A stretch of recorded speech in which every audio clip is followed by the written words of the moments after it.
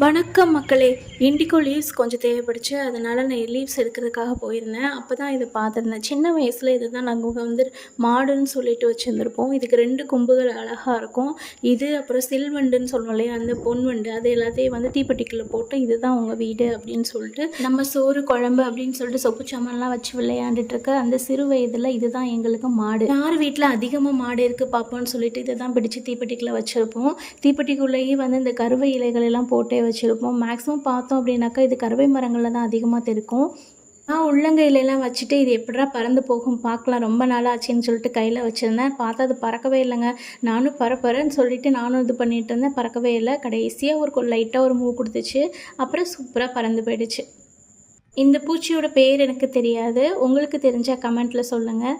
என்ன மாதிரி சிறு வயதில் இதை மாடுன்னு சொல்லி விளையாண்டுருக்கீங்களான்னு கமெண்ட்டில் சொல்லுங்கள். தேங்க்யூ ஃபார் வாட்சிங்.